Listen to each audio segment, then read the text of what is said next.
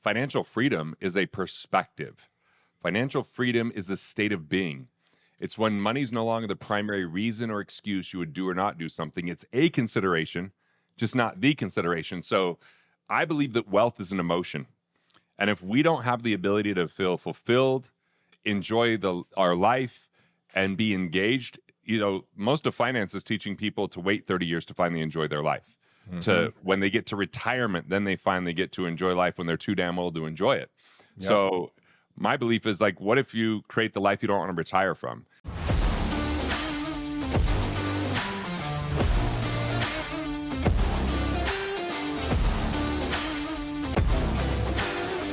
What's up, Garrett? So good to have you back on the show again.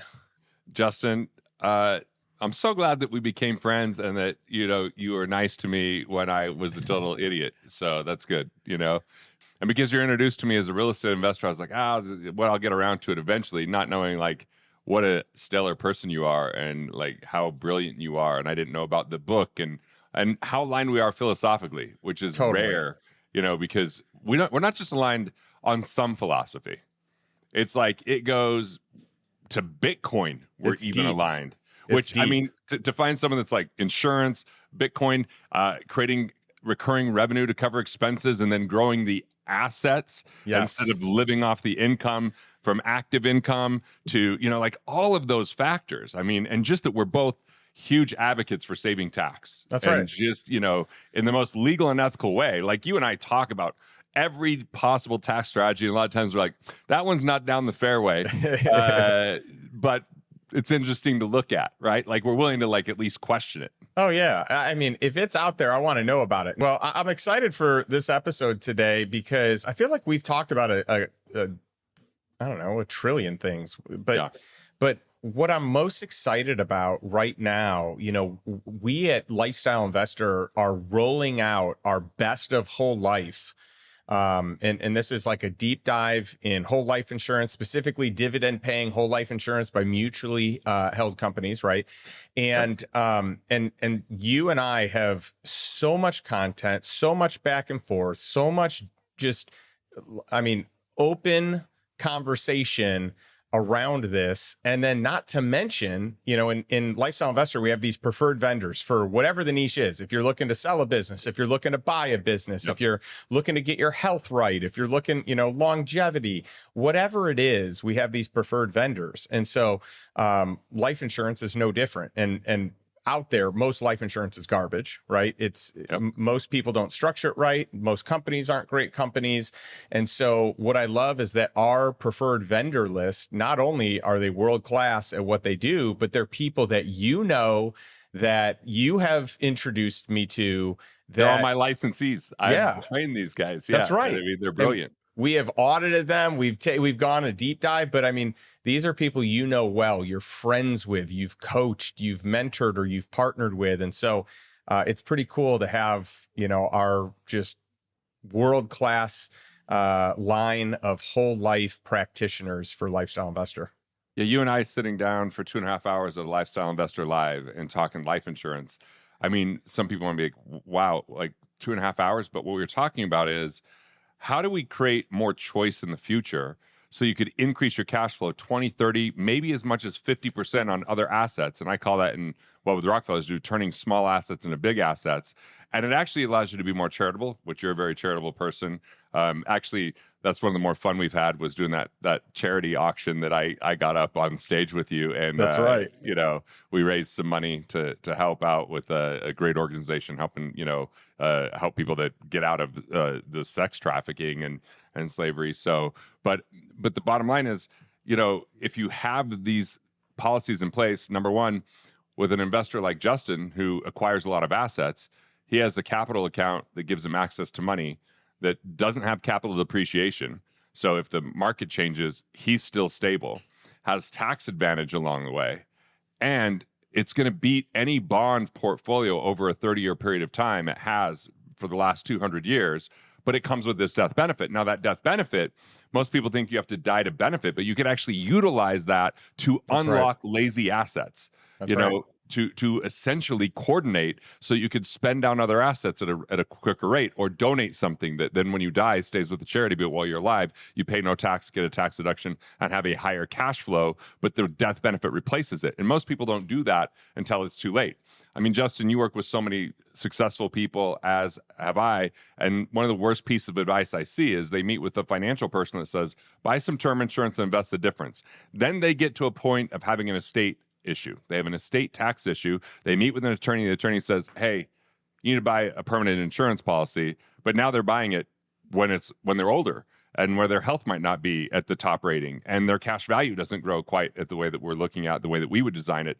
So we're looking at merely an asset allocation decision that's a allocation that replaces maybe other savings or fixed income instruments that has access to that capital and a death benefit that unlocks other assets. And, what would the Rockefellers do, I think, might be the definitive book on the topic when it comes down to specifically insurance. I know Lifestyle Investor has an appendix that just dials in so many things, but that book's kind of like all around how to utilize insurance. And so I'm happy to hook Lifestyle Investor people up with that, but with a copy of that, you just let me know. We can have them DM me or something and say Justin Donald, and I'll be like, all right, you get the book. It's yours. Love it. And you just did a rewrite on that along with a bunch of your other books. And yeah. I mean, I love all your books. I think you've got just an incredible mind and gift for writing, and it really an unconventional approach that is really refreshing. But it's backed with data. I mean, it's backed with like what does the wealthiest family here in the U.S. do? The Rockefeller family, for generation after generation after generation.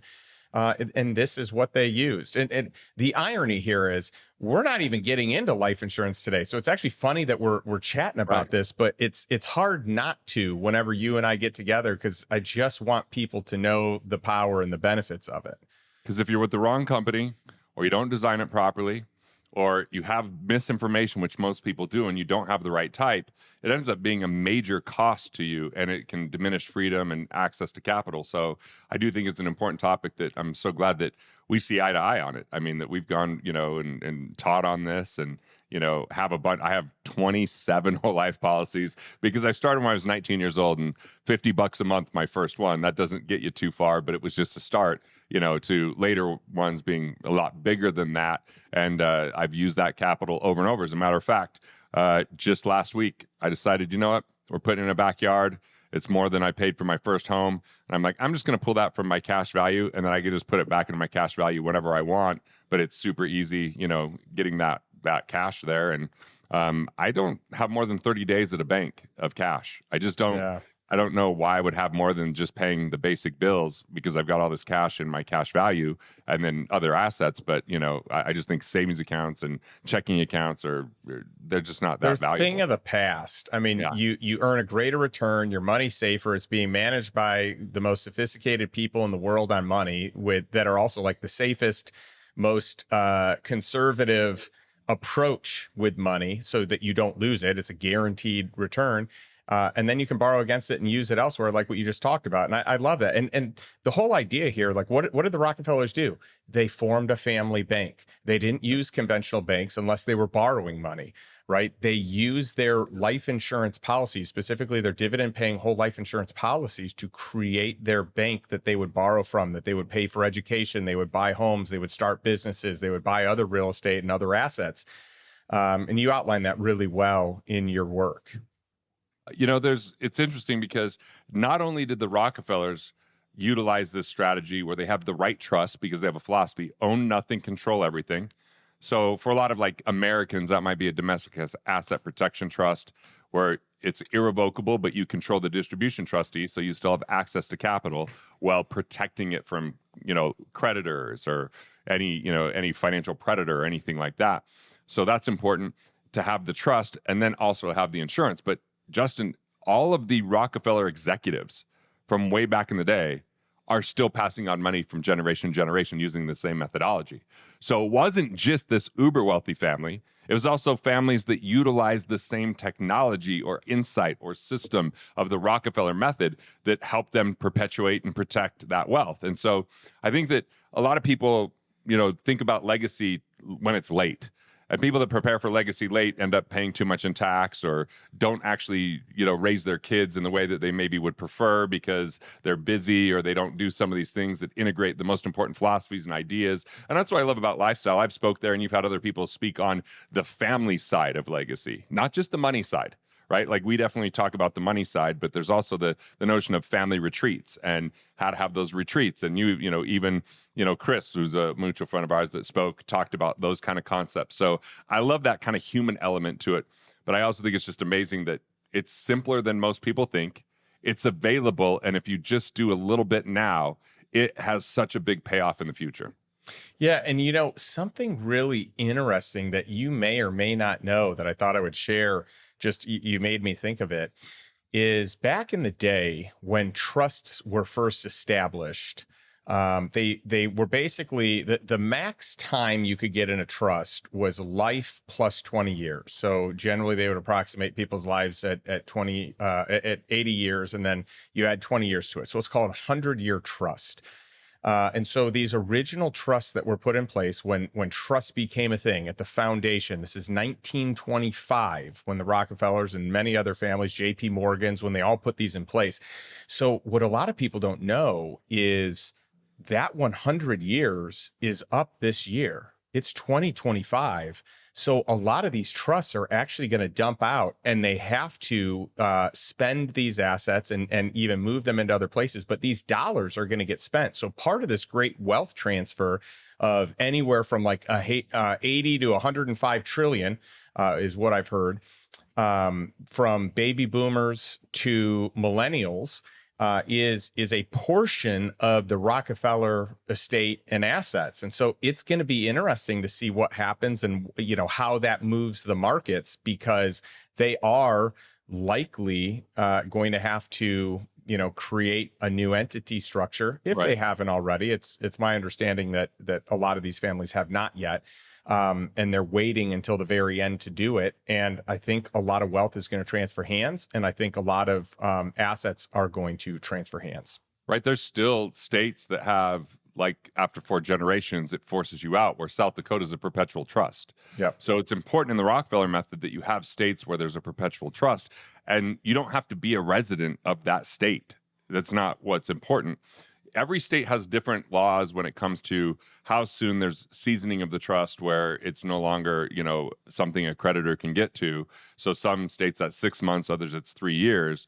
And then there's also just the nature of the trust. And in some states, it's more important to have more than one trustee, like a distribution trustee versus an insurance trustee versus an investment trustee.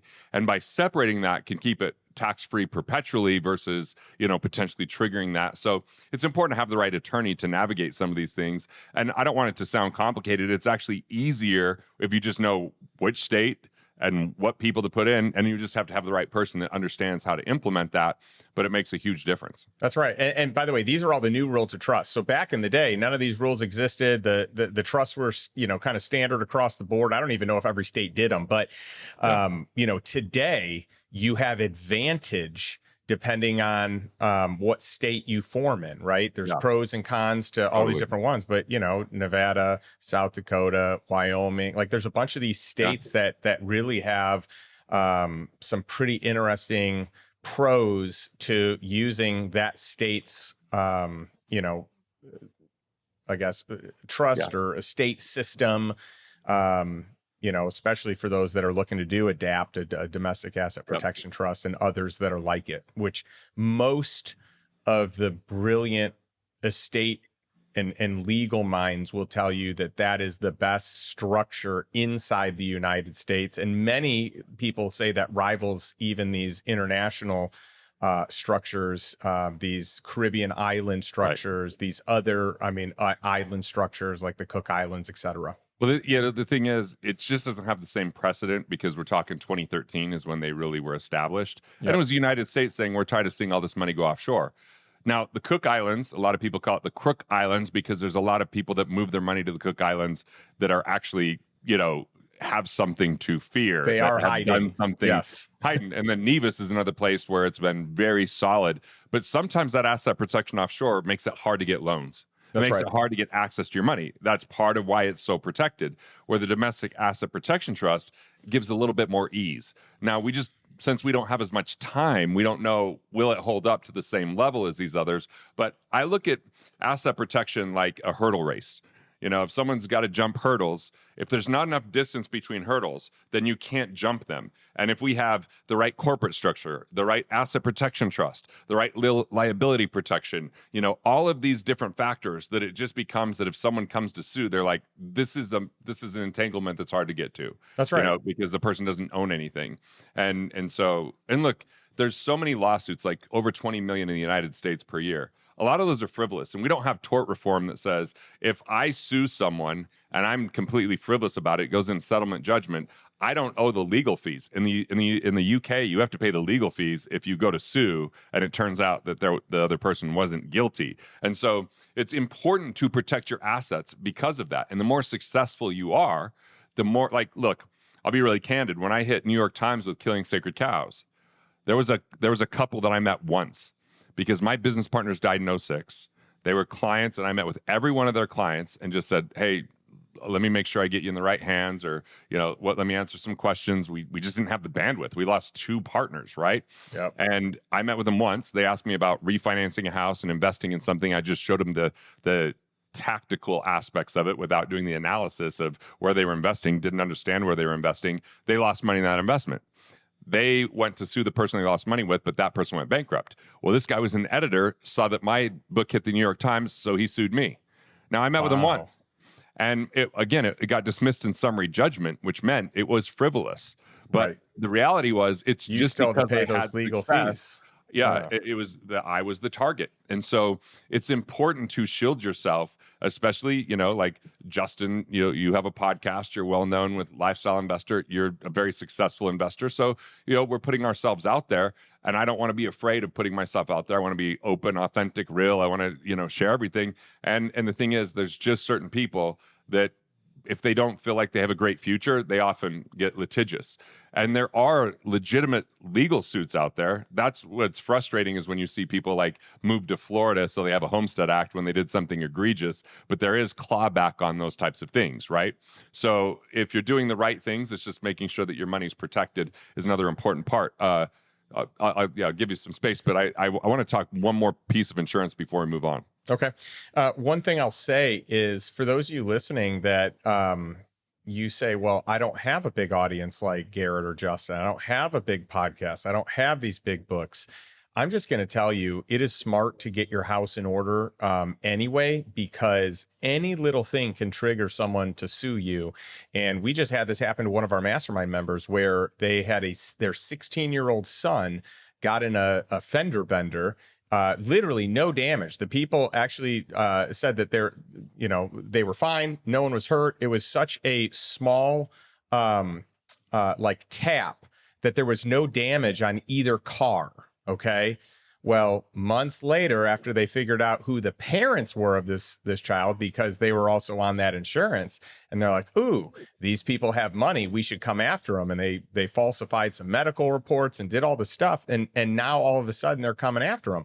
Now, luckily things are going to end up fine, and insurance is going to cover it. But it's totally manufactured. And so the point I'm trying to make, like, yeah, for myself, of course, I'm going to take care of myself, because I am out there in the public spotlight, much more so than I ever thought I would be, or even than I ever wanted to be. But I have a burning desire to share this message and this understanding and the connections that I have. I want people to learn and grow and create financial freedom. So of course I got my estate right. And of course, if someone ever wanted to come after me, they're going to see all the hurdles and realize that there's no way they can do anything. And I think that that's really important, that any attorney that's there are these predatory attorneys out there that just go after people, and they're going to say, wow, it's going to cost you a lot of money and you're not going to get anywhere. And I feel good that you and we have that in place. But for those of you that feel like, oh, well, what would I need to have this set up for? It's any little thing, a slip and fall on one of your properties, one of your children who just got their driver's license. I mean, it can literally be anything. And they could actually get into $1 million issue. They could actually have an incident. And I like to, Like, and this is why insurance is important, especially if you're a business owner, a business owner policy, or anyone, an umbrella policy that sits on top of your car and your home.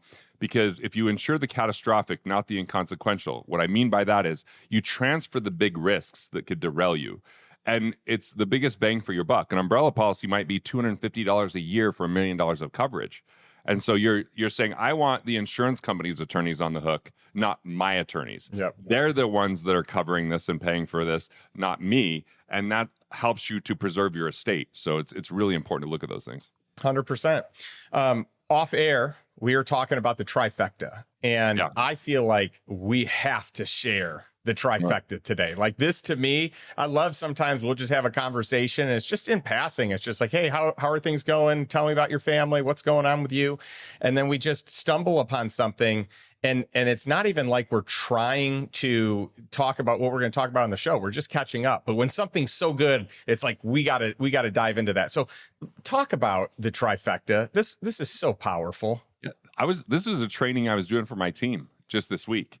And that's where I thought of the trifecta, because it's like, how do I make this really digestible and easy? And it was, if we're going to have if we're going to be stewards, if we're going to be able to have wealth, it comes down to 3 factors. Number 1 is being financially fit. That's the first. Financial fitness means your financial house is in order. Like if I went quickly over the overview of that, it means that you've transferred risk. You know, if you have the right deductibles with your car, home, and liability insurance and transferred the maximum amount that gives you the best coverage, or the right disability insurance or medical insurance or life insurance or business owner policies. When it comes to taxes, you reviewed your last 3 years' taxes and made sure that you didn't overpay and amend returns if you did. You have a proactive strategy that you meet with every quarter with your tax strategist to maximize your savings. You have the right corporate structure. And the right corporate structure might mean that you can sell your business up to $10 million tax-free through Section 1202. Or the wrong corporate structure might mean that you miss out on that, or that you pay more tax in how you pay yourself because you don't know about Section 199A and that tax advantage. So the corporate structure not only shields you from, by the way, people that are on Schedule C have a 400% higher chance of audit than someone who's actually incorporated. So, and you have unlimited liability when you're not incorporated. So I get frustrated that every now and again, an accountant will tell someone not to incorporate. And I'm like, what? First off, they're an accountant. An attorney is who you talk to about this kind of stuff. Right. The accountant is going to do the tax strategy aspect. So it's looking at your cash flow reporting, having the right credit score. So it's simply having your financial house in order. You know, it's the 10 rules that Justin has in Lifestyle Investor. That have you got your principal back out from your investment, so you're riding with house money. That's being financially fit. You know what you're doing. You have a plan. You have removed your blind spots. You know where you're set. You know where you're not set, and you address those. That creates financial stability and strength. And a lot of people aren't financially fit because they don't have a plan, and because they just simply handle things when they come up, and they're overly reactive, and therefore they can't handle financial stress. That confiscates their wealth. That sets them back, because Justin, we're all in store for financial surprises. It's just that we can address 90% of them, not to have to derail or destroy us, simply with the proper planning. Yeah, I love that. So trifecta, number one is fitness. Financial fitness, right? Number 2, financial independence. Yes. And this is your jam. This is my jam. You're world class on this. this. You've lived it, you've taught it, and you know, it's where you create enough recurring revenue from assets to cover your expenses. You and I know the world's indoctrinated in a very dogmatic philosophy of accumulation. Set it and forget it. Invest early, often, and always. Dollar cost average. Wait for 30 years for compound interest to kick in. Neglect cash flow along the way. That is a slow, tedious process where people try to save 10% of their money, chase a 10% return in a public market, and after 30 years find out 95% of the time it doesn't function. Financial independence is simply saying, how do we create velocity and cash flow? We begin with efficiency. Plug financial leaks by not overpaying on tax, not overpaying on interest, not overpaying by non-performing fees with our investments, not overpaying by improper insurance design, and then reinvesting those dollars to create cash flow. We pick out whether it's real estate, businesses, or intellectual property, whatever it is that creates cash flow for us to cover our expenses. That means now every active dollar we earn can build more assets instead of just 10% of that building assets. And it's creating cash flow, which gives you this power, because like Justin, Lifestyle Investor wouldn't be half of what it is if you had to take the income that you made to cover your lifestyle, but instead You take the income that you make to grow assets, which has made you a better investor, which gives you more exposure to teach people about things, and that you've been able to take money to build the book and the brand and all of that kind of stuff. Most people would go, how did you build it so fast? Part of your secret, and you can correct me if I'm wrong, is you were financially independent. And you didn't just say, I'm going to be financially independent. You said, what would it take to get $2 of cash flow from my assets for every dollar I have to spend? Because then it just really exponentially grows, and it seems almost impossible for someone that's living the accumulation. So financial independence is unfortunately not being taught in the world of finance by enough people. That's why you and I are so aligned, and it's so powerful because it is an economic engine that just accelerates. Yeah. And before we get to the third step, I want to just elaborate on the power of financial independence. You know, I look at this as, you know, if you look at like financial independence versus net worth, like financial independence eats net worth for breakfast, lunch, and dinner all day long, just runs laps around them. You know, I've shared this before, but I had financial independence before I ever was a millionaire because my expenses, my cost of living was covered in our passive income before my net worth was even millionaire status. And so I think it's so important to focus on those numbers first, because net worth is more paper money. It can change. It's that you get very little utility out of it in most instances. It's tied up. It's locked up in the market. It's locked up in your business until you have some sort of a liquidity event.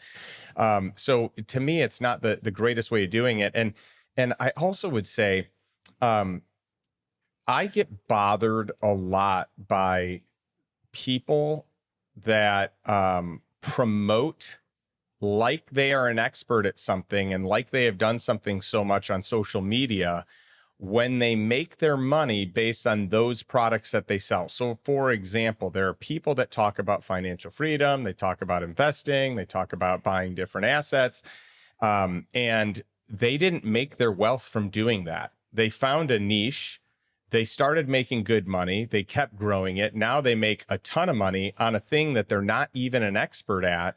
And that is just unfortunate because a lot of people, they assess someone's success based on their social media following, which is the wrong parameter or the wrong way to diagnose someone's success. I want to know that you're successful in the thing that you're teaching on your own, independently, without any of the income that comes from teaching that thing. Like I want to know that you have 10 to 20 plus years in it. Like you are a true expert. Most social media influencers, most people with a large social media following and presence, they are great marketers. They are really great at branding. They are really great at customer acquisition. They are really great at sales. And they can sell a lie to the general public that doesn't know like how to accurately vet these people. And so I do think that's an important point. Like you've got to be really careful who you're listening to. I say all the time, like from a health standpoint, I'm very conscientious of what I eat and you know, how much I'm lifting, the type of cardio, the type of HIIT workouts, like all the things that the supplements, everything. I'm very conscientious about what I put in my body from a physical standpoint. Where and I think others are too, but what I think most people don't think about is what is the content you're feeding your mind? What is the content you're feeding your intellect? What is the content you're feeding just your emotional IQ, your relational IQ, and what you're consuming is going to have a huge impact on who you're becoming, the decisions you make, the success or lack thereof that you have. Well, that takes us to the third part of the trifecta. Financial freedom is a perspective. Financial freedom is a state of being. It's when money's no longer the primary reason or excuse you would do or not do something. It's a consideration, just not the consideration. So I believe that wealth is an emotion. And if we don't have the ability to feel fulfilled, enjoy our life, and be engaged, you know, most of finance is teaching people to wait 30 years to finally enjoy their life. To when they get to retirement, then they finally get to enjoy life when they're too damn old to enjoy it. Yep. So my belief is like, what if you create the life you don't want to retire from? And what if we start to understand the money blocks inside someone's mind?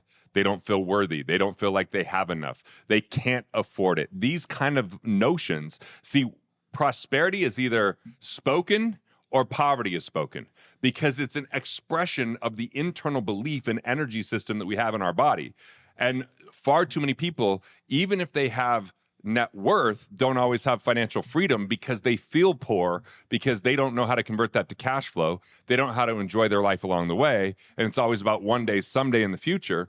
And there's just too many money blind spots and money blocks that prevent them from actually feeling wealthy. Like, I mean, and I'd say wealth is more about being present than it is about net worth. We know that cash flow is far superior to net worth. I mean, I wrote about it in Sacred Cows. You wrote about it in Lifestyle Investor. Before we even knew each other, we were both on that same, message. And, your net worth 100%. will rise just because you have more cash flow, for sure. But the cool thing is you being there before you had the millionaire status. I mean, I would much rather be financially independent than have dots on a piece of paper telling me I'm wealthy, because Justin, a lot of people don't know how to transfer their money into progress. Meaning, like, you've developed Lifestyle Investor, the book, the mastermind, all of these things. You took and developed the human life value to teach people. And so it wasn't just like you handed your money over, not knowing what it was about, in a diversified mutual fund, hoping for the best. You bought trailer parks and learned the process of that. What does that look like? You learned how to do real due diligence and say, what does this look like when I invest? How do I mitigate my risk? See, that comes from a mindset. And without the right mindset around money, we'll never be financially free. Financial freedom is a choice in the moment. Yep, 100%. I mean, yes, amen and amen. I love everything you're saying, and we're so in alignment on that. And I do think that there are different levels of this financial freedom. Like, you can be financially free to the point that you can live a good life and cover your life, but a lot of people have a hard time refraining from lifestyle creep, and so some people hit financial freedom and then they keep spending, and their lifestyle then gets more expensive and they fall outside of lifestyle freedom, right? So if they had to cut back, they could cut back. And so some people, the goalposts constantly move on, net worth, cash flow, all these different things. But I do think you have to be careful on, what you're putting so much stock in. If you're putting too much stock in net worth, if you're putting, too much stock into keeping up with everyone else. Materialism to the point of, because the thing is, financial freedom is an internal game. And if we get caught in the external outcome of everything, that's the net worth, that's the owning, then the stuff owns us and we no longer own it. Like, I bought this cabin, which I love, but then I bought a second one, and now I'm like, is that too much? Because now it's something to manage. And why did I decide to get that? Was that really a good investment? I mean, I've been cash flowing it for the last 3.5 years, but now that that person's ready to move, I have to go, do I want to be a steward over this? Would it infringe upon my peace of mind? Does it allow me to be productive, or does it infringe upon my productivity as I manage that? Who do I have to hire? And so this comes down to a concept of investor DNA. Like, what are your values? What are your competencies? What are the things that drive you? And we all know that risk isn't in the investment, it's in the investor. So how do you become a better investor? Well, you become a better investor by developing your skill set.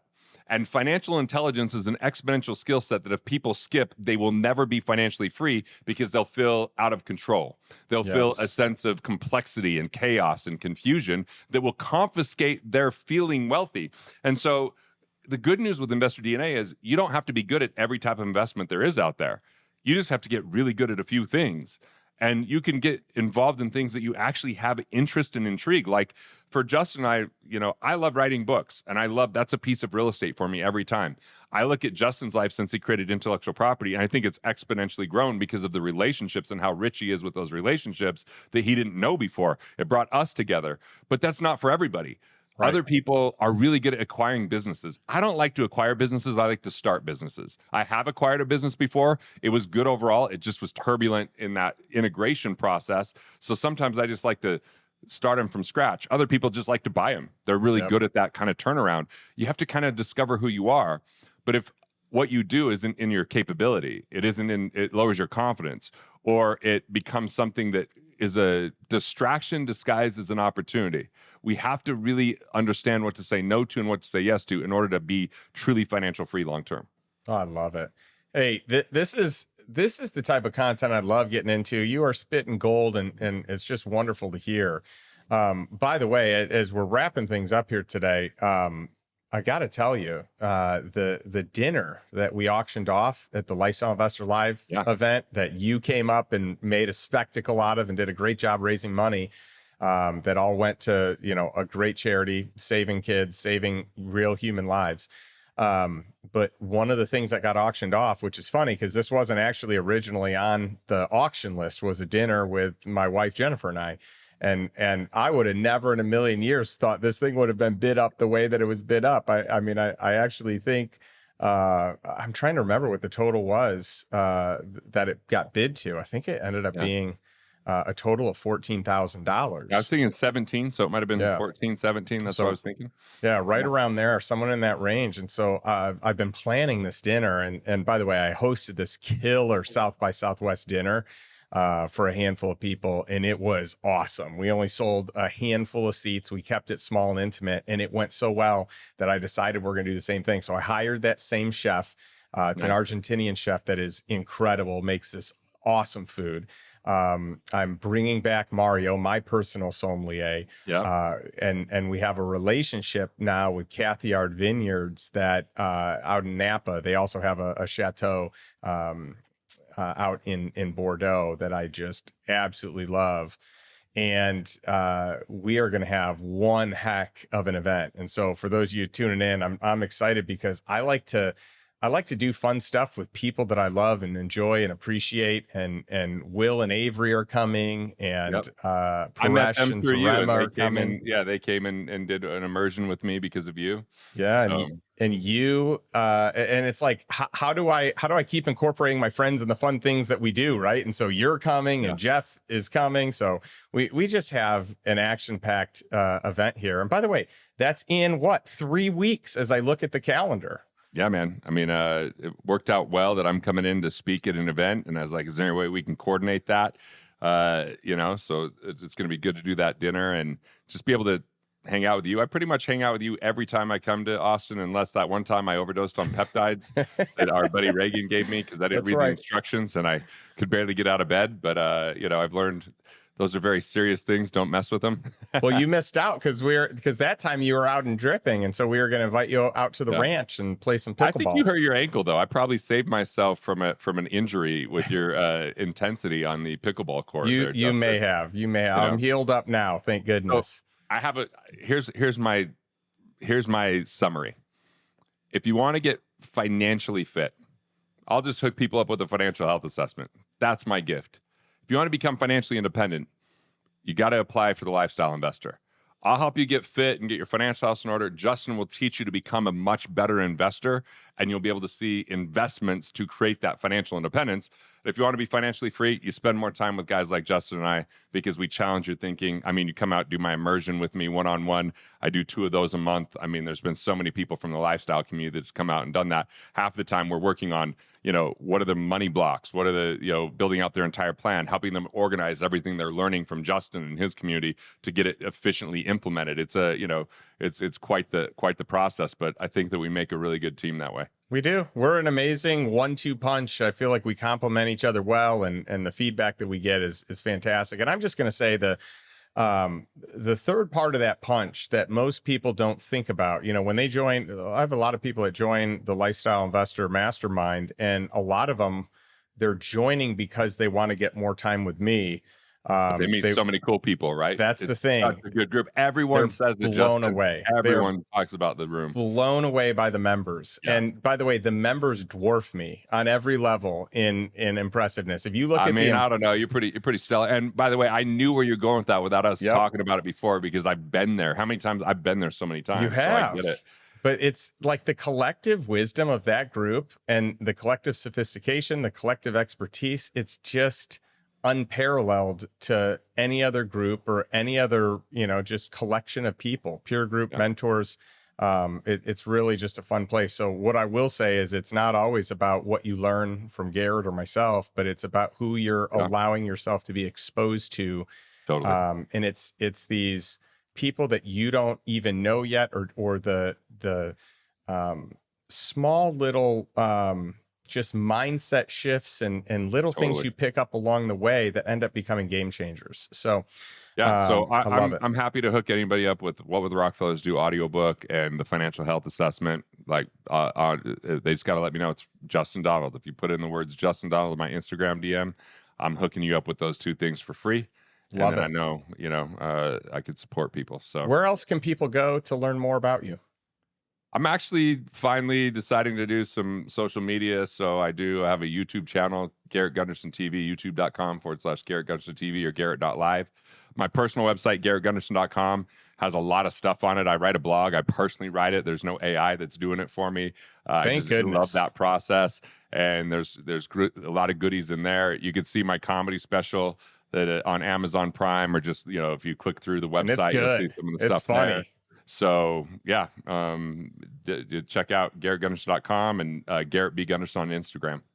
Well, Garrett, thanks for your time. Thanks for being a great friend. I'm excited for you to come out. And actually, we're going to do another podcast live in person with our good friend Brad Weimert, who I share a studio with. Me, you, and Brad, man, we're keeping the trifecta rolling. Heck yeah. Well, I love ending every episode with a question to our audience. And that question is the same every time. What is one step you can take today to move towards financial freedom, to move towards a lifestyle that you desire? So not by default. Most people live by default, but a lifestyle by design. Thanks, and we'll catch you next week.